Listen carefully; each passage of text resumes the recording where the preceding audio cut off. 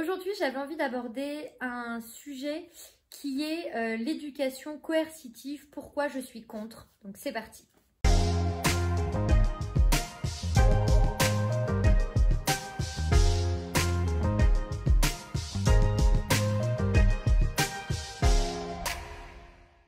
Alors pour faire un petit topo de l'éducation canine aujourd'hui, on a plusieurs courants de pensée et je ne vais pas stigmatiser les choses, mais globalement on va avoir les méthodes dites coercitives traditionnelles basées sur des concepts de hiérarchie, de dominance et des méthodes à l'opposé dites positives, bienveillantes, etc. Bon, je ne vais pas vraiment me situer dans ces débats-là.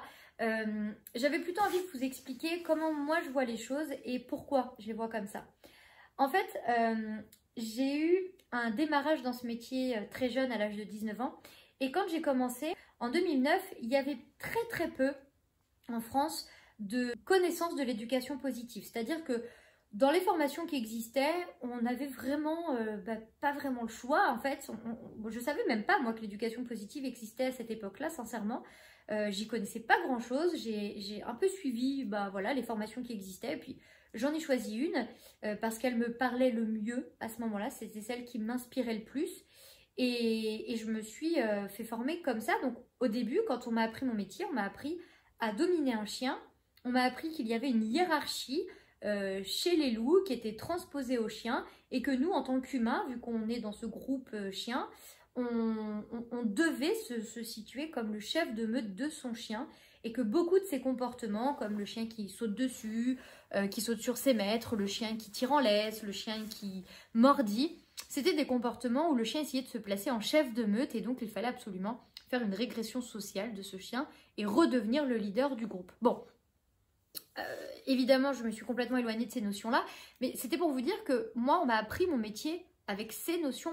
Rétrospectivement, je me dis que finalement, si je suis face à quelqu'un qui utilise ces méthodes-là encore aujourd'hui, je peux comprendre sa logique parce que je l'ai moi-même eu et je peux envisager les étapes par lesquelles cette personne va devoir passer pour transitionner parce que j'y suis moi-même passée.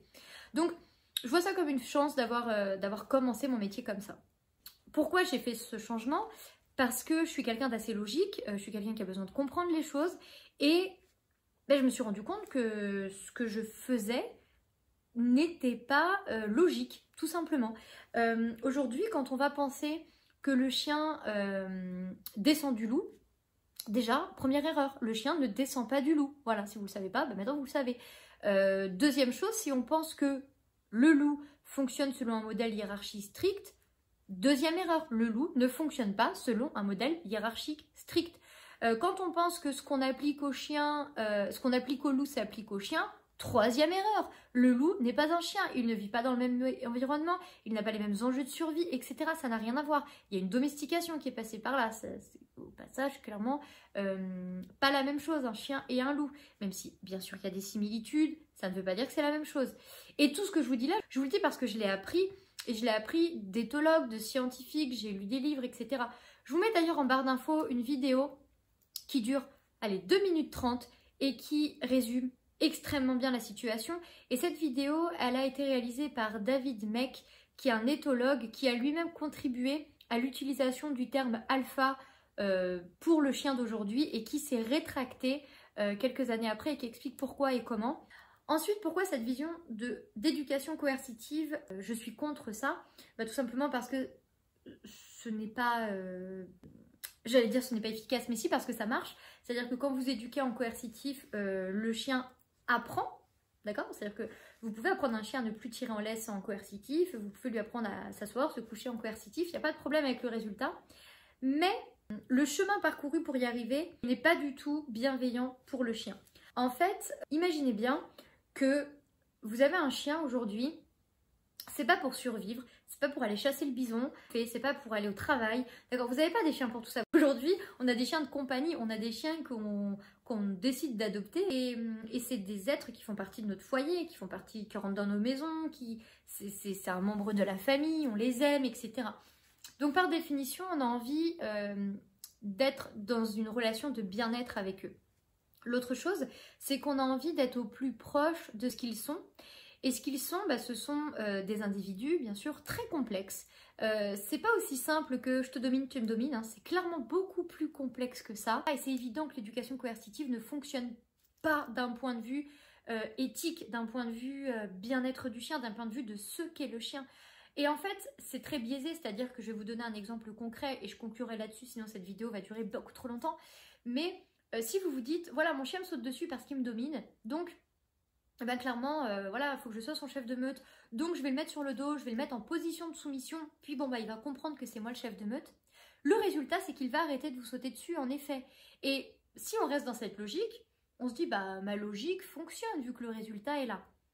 Si on regarde plus loin et qu'on amène de la connaissance, ma façon d'interpréter cette même chose, ça va être de vous dire, alors oui, votre chien vous saute dessus, la conséquence à ça, c'est que vous le plaquez sur le dos, c'est une conséquence désagréable pour lui, il n'aime pas forcément être plaqué sur le dos, ce qui peut s'entendre, donc, par conditionnement, il comprend que quand il vous saute dessus, il y a une conséquence désagréable, donc il arrête de vous sauter dessus. C'est du conditionnement opérant pur et dur.